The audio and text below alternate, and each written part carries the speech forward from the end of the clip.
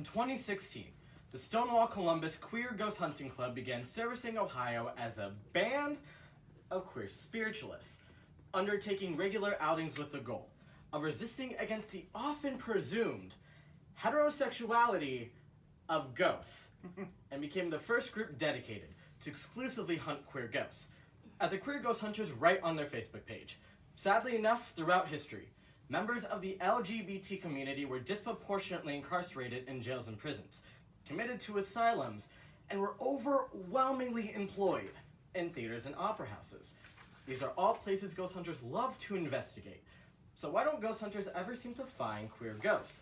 In a country where 42% of us believe in ghosts, according to a 2009 Pew Research poll, the erasure of LGBT history isn't just a topic of discussion for the living. The efforts of the Stonewall Ghost Hunters is an attempt to resurface lost queer history. According to ghost hunter Shane McClellan, queer history is largely unrecorded. There wasn't a tradition of passing down stories. If you were caught recording something, you're putting yourself and your friends at risk of being discovered. This prompts us to ask the following research question today. How do the efforts of the Stonewall Queer Ghost Hunters effectively resurrect queer history? In order to answer this question, we will look to Dr. Thomas Dunn, Professor of Communication at Colorado State University. Remembering a Queer Fag, Visualizing Public Memory in the Construction of Queer Space, published in 2011 in the Quarterly Journal of Speech. This model is perfect for analyzing the Stonewall Ghost Hunters, as it critiques how memory is formed and how different interpretations of memory can be created. So today, we'll discuss Dunn's theory, apply it to the Stonewall Ghost Hunters, before finally addressing the implications. Dr. Thomas Dunn, Professor of Communication at Colorado State University, published an article that examines how public memory is visualized and how queer memory can be materialized. He applies this essay to a statue of Alexander Wood, a public monument in Canada meant to memorialize Toronto's gay pioneer. While the statue itself is meant to honor a queer hero, Dunn's essay analyzes the statue's effect on public memory through three lenses. First, official democratic memory. Second, traditional counter-memory. And third, camp counter-memory. Dunn argues that these three frames combined can create, undo, and recreate a queer public memory. But first, official democratic memory.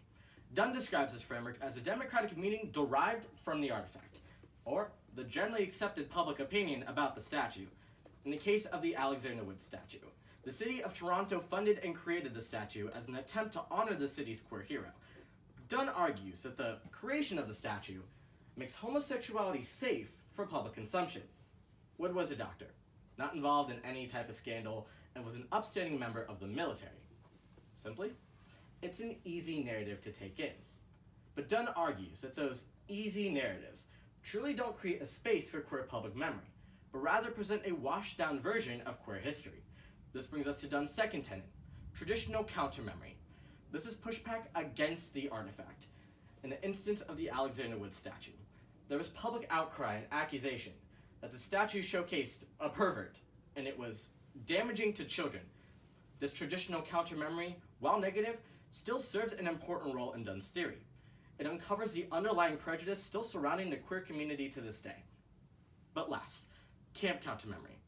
Despite pushback against the artifact, Toronto's gay community performed a resistive reading of the Alexander Wood statue as camp. Camp is a term frequently applied to queer culture, meaning to create an exaggerated, bright, stylized manner that indicates a celebration of queer culture. Camp can bring attention to an artifact, render that artifact visible, and simultaneously critique and counter the negative counter-memory. In the instance of the Wood statue, the statue was soon covered in graffiti and dressed in drag, and became a parodied icon in a Toronto gay district.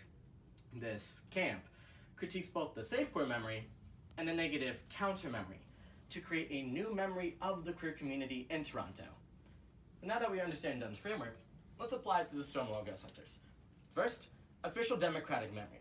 The Stonewall Ghost Hunters approached their investigations with curiosity. While researching various sites to investigate queer ghosts, they realize how bizarre this all looks. Societal hostility has forced queer individuals to not only hide themselves, but hide the culture they've wanted to embrace. In order to bring queer history out of the closet, The Stonewall Queer Ghost Hunters devised a docuseries where queer individuals hunt for queer ghosts, ranging from sodomy convictions in 1903 to the incarceration of lesbian nuns. A lot of queer history happened before Stonewall. After garnering over 800,000 views on YouTube and becoming a recurring show on Sci-Fi, the Stonewall Ghost Hunters have entered public memory, and therefore fulfill the first tenet. But second, traditional counter-memory. Despite using ghost hunting as a performance to draw attention to their work, the Stonewall Ghost Hunters have received backlash from the public about their project, therefore fulfilling the second tenet. One user reviewed, "This was the biggest waste of my time. There weren't gay people back then, so why even bother?" Comments like this dismiss the legitimacy of their work and ultimately reject the history of the LGBT community, as being gay in the 1940s was a public offense.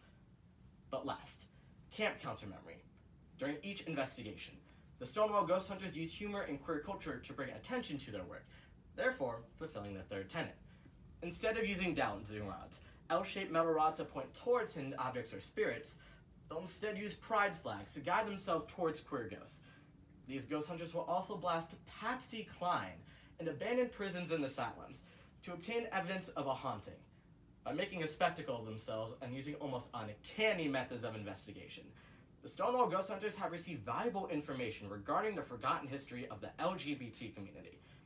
Today we have asked the research question: how do the efforts of the Stonewall Queer Ghost Hunters effectively resurrect queer history? The Stonewall Ghost Hunters effectively changes the narrative in which the LGBT community has been seen under for decades.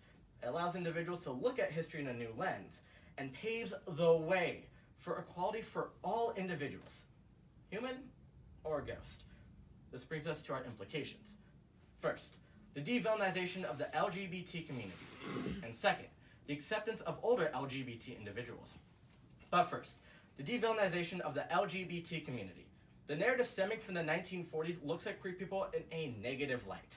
Only recently have LGBT individuals have actually been able to express their sexual identity somewhat freely. The 1940s sent people to death and forced others into hiding due to fear of repercussions. But the incarceration of queer people not only dismissed the community, but connotates LGBT with villain. Walter Fisher, father of the narrative paradigm, explains that narratives help people make sense of the world around them, but only when it fits into their own perceptions of society. Historically, society was made into a hero for locking up the villain of the LGBT community, simply because they didn't follow the public narrative at that time. While this hero-villain narrative has been the precedent for the last few decades, Stonewall Ghost Hunters are changing history, one ghost at a time. By recognizing the abuse the community has endured for decades, allows individuals to realize that LGBT individuals have been a part of history and aren't the villains they've been made out to be. But second, the acceptance of older LGBT individuals. The political atmosphere in America is not ideal, but members of the LGBT community are expressing their sexual identity somewhat freely. The younger generation has owned their identity, but some members of the older generation are still hesitant. The absence of queer history creates the stigma that older people can't be gay, effectively denying them from support systems they desperately need. But the Stonewall Ghost Hunters are effectively changing this hateful rhetoric for the better. Learning about queer history opens the discussion of identity and the importance of community, allowing the older generation to own their identity and to take back that feeling of hope they've lost long ago. So today, we discussed Dunn's theory, applied it to the Stonewall Ghost Hunters, before finally addressing the implications. Stonewall Ghost Hunters have become part of a larger movement of recognizing our ancestors beyond the grave, whether in life or in death. The crux of LGBT equality lies in our abilities to share our stories and to remain part of cultural memory. And maybe someday, more of us can say, we're here, we're queer, and we're ghosts.